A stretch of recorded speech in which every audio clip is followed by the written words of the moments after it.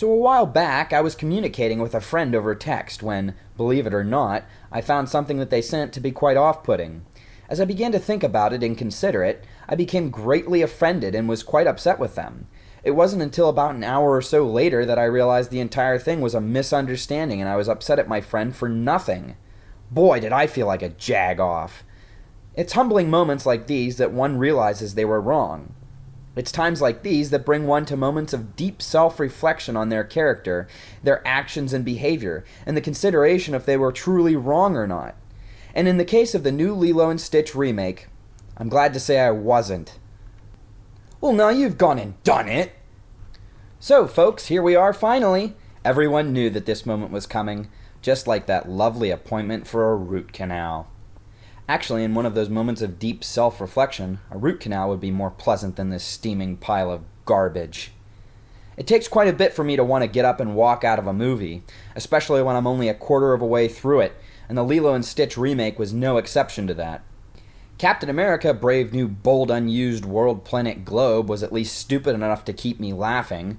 Thunderbolts at least had John Walker in it, but this movie had nothing. It made me bored and sick. Once again, this movie is Disney dragging out another IP from their well-regarded past, shooting it in the head, desecrating its corpse, burying it, and then dragging the poor thing out of the festering hole it laid in and trying to make a quick buck. But with that introduction out of the way, let's get into this miserable death march. The Lilo and Stitch remake is of course a live-action remake based on the 2002 original animated picture of the same name, without the dishonorable term live-action remake attached to it.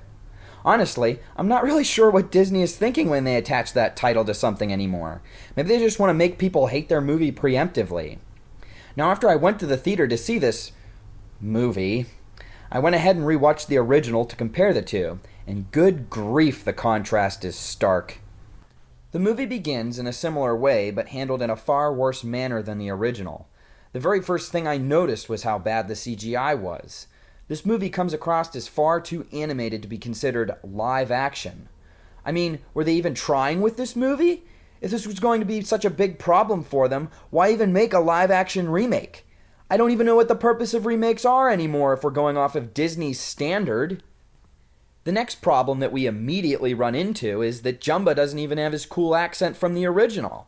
He's voiced by Zach Galifianakis, who delivers an utterly atrocious performance that every time I hear doesn't match at all with the character.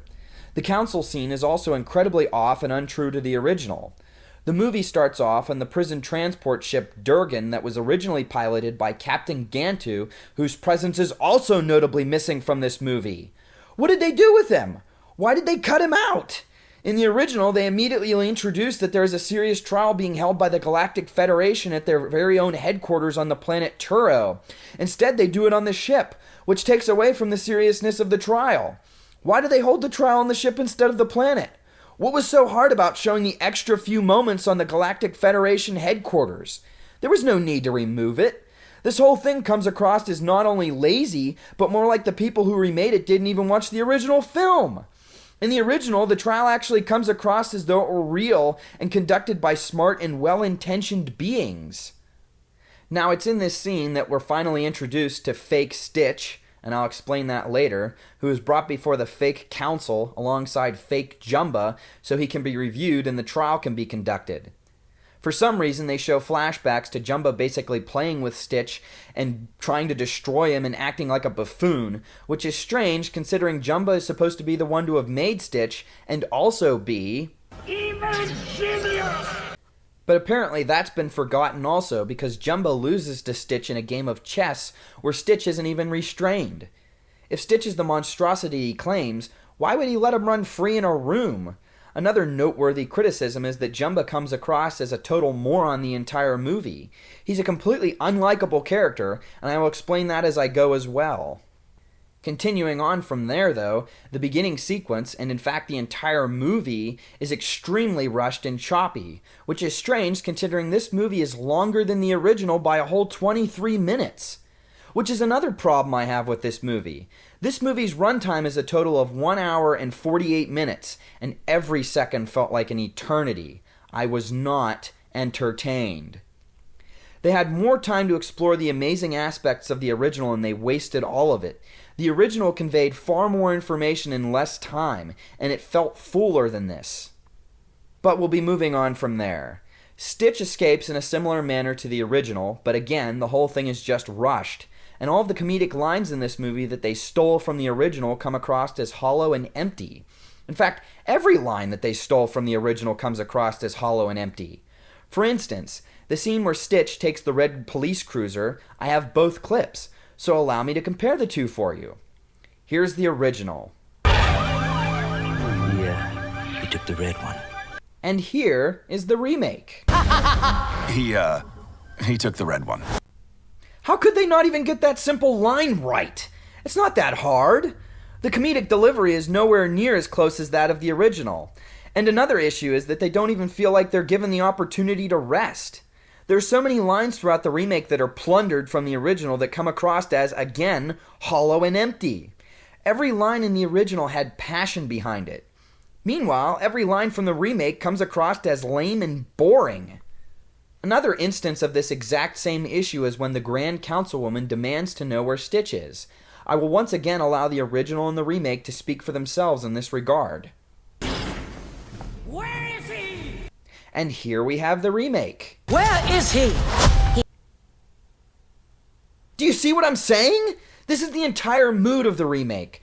The lines in the original have a genuine passion and enthusiasm and energy behind them. Lines in this new one come across as flat and with little passion or care. They come across as almost tired and annoyed seeming. I'm sure you won't be surprised, but I did notice another issue, and that's that the aliens are also different from the original.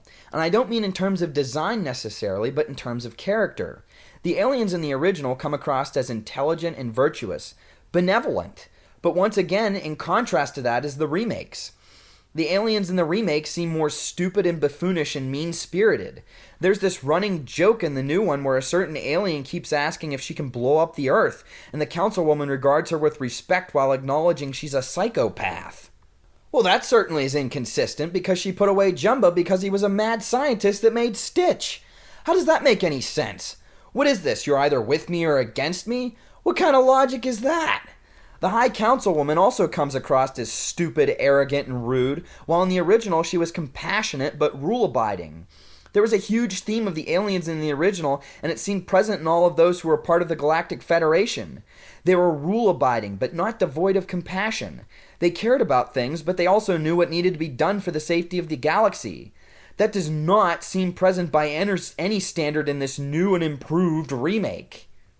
After Stitch escapes, the High Councilwoman wants to destroy Earth, but Pleakley shows up to stop her, but he just randomly shows up without reason. How did he know to be there at that time? How did he know what was going on? He's an expert on Earth, and they didn't know he was landing on Earth till 2 seconds ago.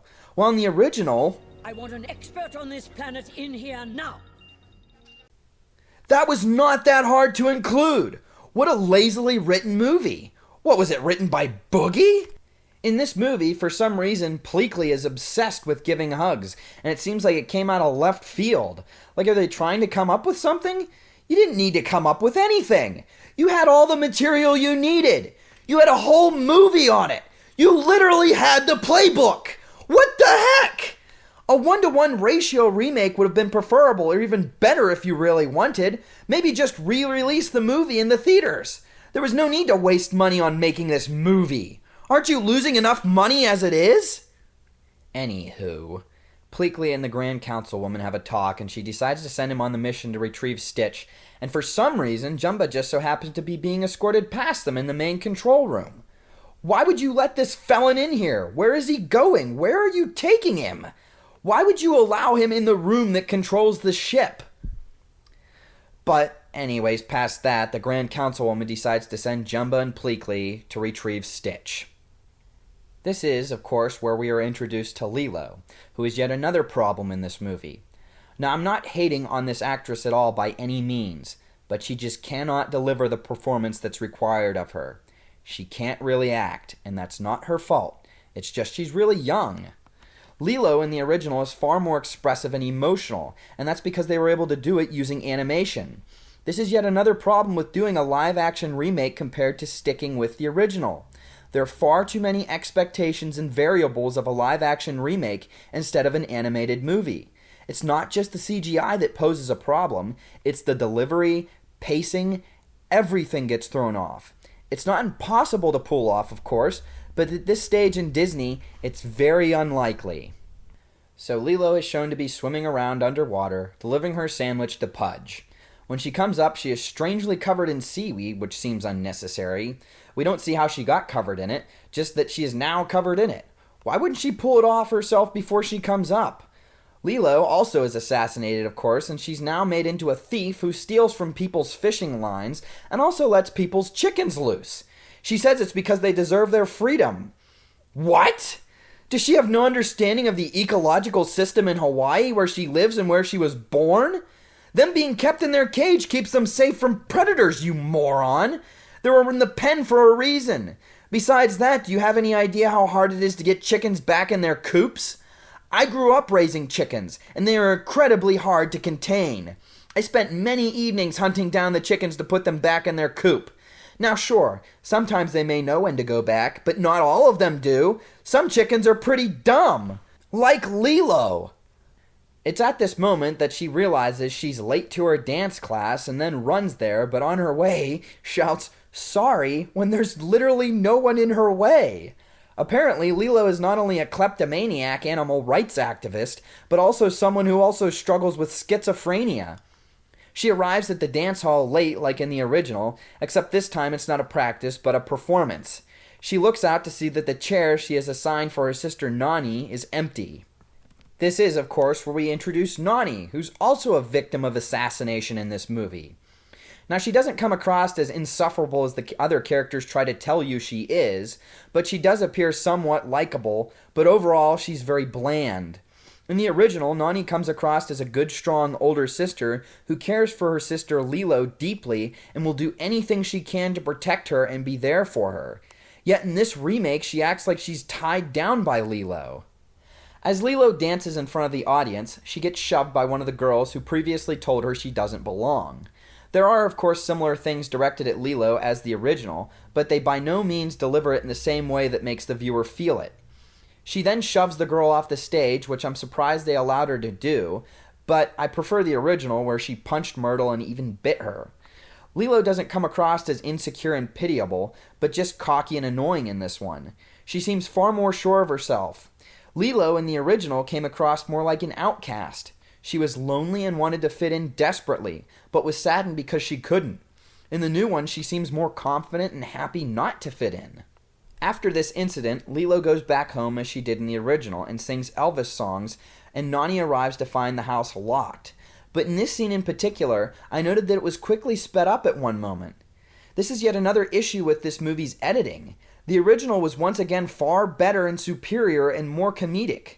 Nani, as she tries to get inside, is met by a totally different social worker than Mr. Cobra Bubbles, who is amazing and voiced by Ving Rhames in the original. Ving Rhames' portrayal came across as scary and daunting. This one doesn't. It's after this meeting with the social worker where we meet their very horrible elderly neighbor, who tells us how brilliant, smart, and amazing Nani is.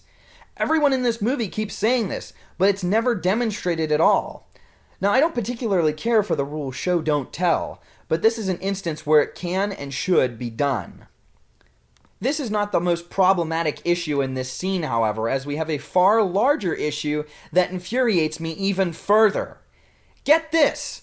The neighbor lady encourages Nani to abandon Lilo so she can go to college and become a marine biologist.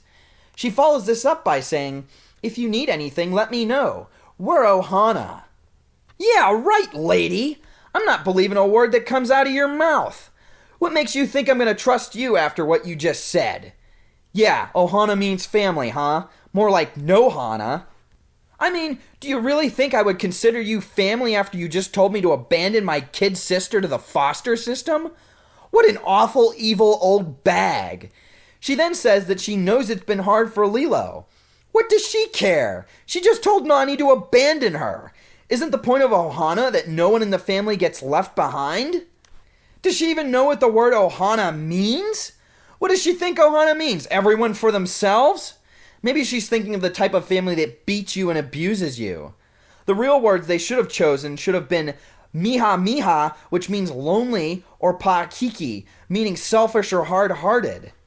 This movie downright destroys this theme of family. Ohana in the original is a main theme of the movie, and the remake greatly attempts to rewrite that. I mean, maybe I could somewhat understand if she volunteered to take care of Lilo for a while she was gone. But she doesn't do that till the end, and it seems more like she's doing it so Nani can go to college because Lilo is such a burden. We then cut back to space, where Stitch destroys his very own ship because of a beeping red light. The script for this remake just seems to want to make problems for itself. I do not understand these writing choices. Stitch's crash makes no sense. The original showed how the crash was caused by reasonable means as opposed to the new crash where he purposely freaks out in the cockpit instead of it being damaged due to the battle from the initial escape. He's an idiot that doesn't consider his own well-being. In the original, Stitch is a highly intelligent, calculating creature that considers his own goals and safety. He's borderline jokerish though, but in the remake it's quite different. Stitch, after landing, decides to crash a nearby wedding party to get cake, and there's a terribly unfunny sequence that follows. Another part of Stitch's character assassination is that he doesn't seem as destructive and dangerous, but more just mischievous. In the original, he was a legitimate threat to those around him. In this one, he just seems goofy and naughty. He comes across as neutered.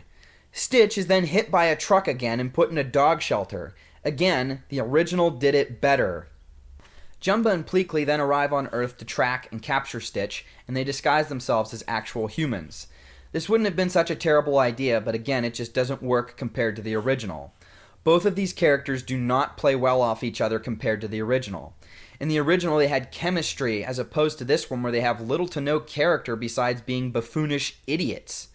Pleakley in the original was far more assertive and intelligent. And once again, I will state that the actors cast to play these characters did not do a good job by any means. This was a terrible miscast. On a positive note, however, I can say that I was thankfully wrong about the two of them being disguised as a homosexual couple. Heh, yay, one small thing. Stitch wakes up in a dog shelter as Lilo goes to the shelter to look at the dogs instead of buying one.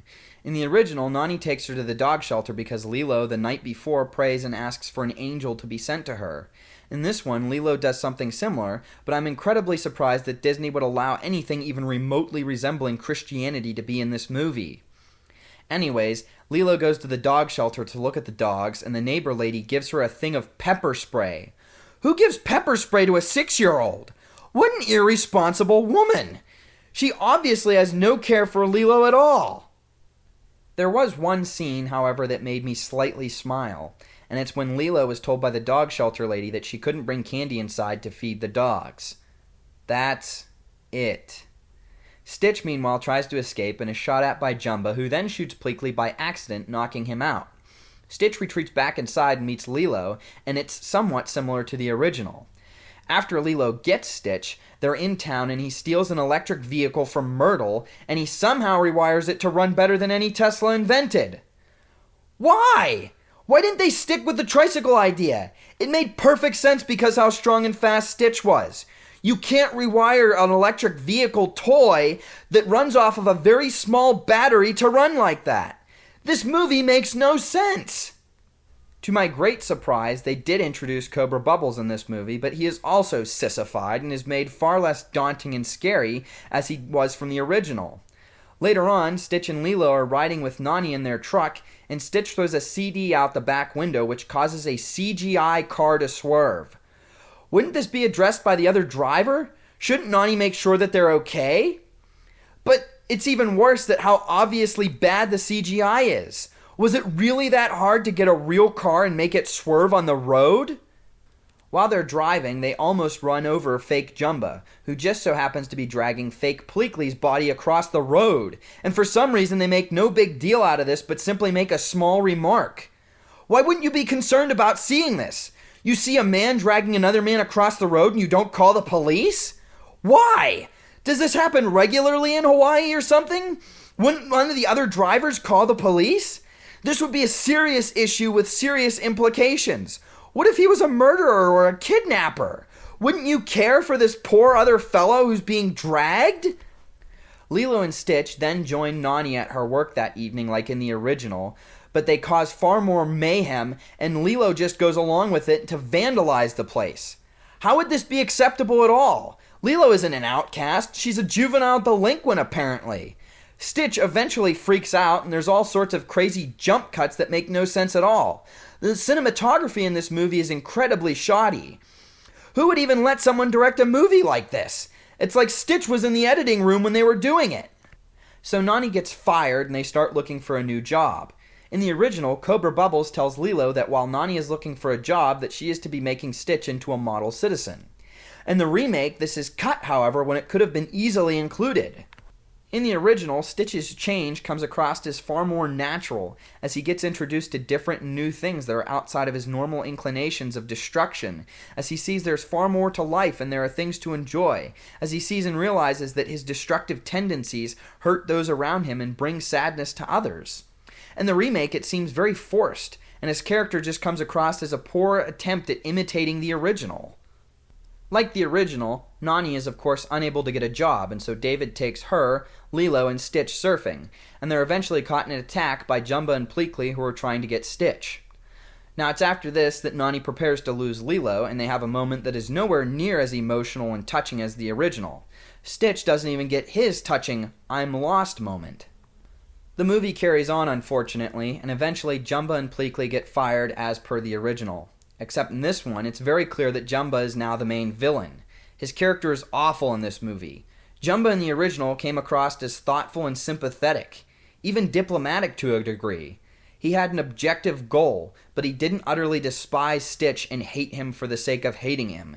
He was just becoming greatly frustrated with the issues he was causing him. I don't even remember why he hates Stitch so badly in the remake. In the cartoon, he has a degree of understanding for not only Stitch, but those affected by him. Jumba in the remake is just cartoonishly evil and stupid. Eventually, Jumba attacks Lilo and Stitch back at their house, and there is a fight that is, how about that? Nowhere near as good as the original. The two escape, and instead of chasing them, he makes a stupid speech threatening to destroy everything because of losing memories, and Lilo, who is stupid enough to believe him, follows and goes for the trick. Jumba addresses the fact that Stitch used Lilo in order to protect himself. I did appreciate the fact that they addressed this, but it was handled so badly. Lilo believes him, which makes Stitch big sad, and so he abandons Lilo as the house is collapsing. Does everyone just hate Lilo in this movie? I mean, she isn't likable, but good grief! After this, Nani shows up to the house, and so does the social worker. It was in this scene that I noticed there was quite a big character change between the two of them. So in the original, Nani does everything she can to keep a hold of Lilo. In the remake, it's made clear that Lilo is holding Nani back from her amazing potential. After the house collapsed in the original, Cobra Bubbles puts Lilo in his car, and Nani argues with him about this. Bubbles then replies, "You're making this harder than it needs to be. But you don't know what you're doing. She needs me. Is this what she needs? It seems clear to me that you need her a lot more than she needs you." It's made apparently clear that in this remake, Lilo actually needs Nani far more than she needs Lilo as opposed to the original. Lilo is just holding Nani back. In the genuine version of this movie, Nani feels the loss of her parents alongside Lilo, and they realize that they are all they have left, and so they're doing everything possible to stay together. The remake seems to want to do the very opposite of that. Lilo and Stitch then get captured by Jumba, who, like I said, remains a bad guy throughout the entire movie. Stitch escapes, and there's a lame fight compared to the original.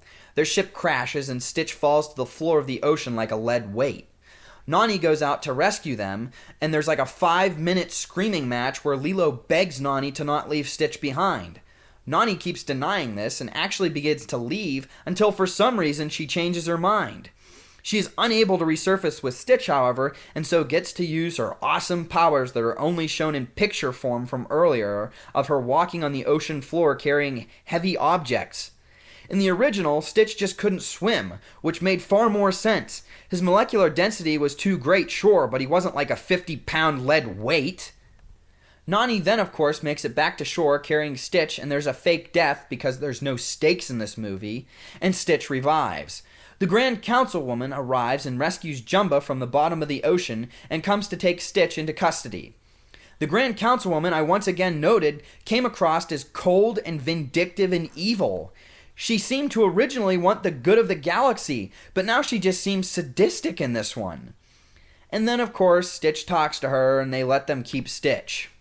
Good grief, I'm so tired of this movie. Just let it be over. I actually feel insulted at this moment that they tried to use it, because once again they're stealing, plundering, and raiding another touching movement from the movie as if to use it for a payoff that they didn't even earn. Stitch's ending speech about them being his family in the original was very touching. You could see what was there because the entire movie is there to back it up.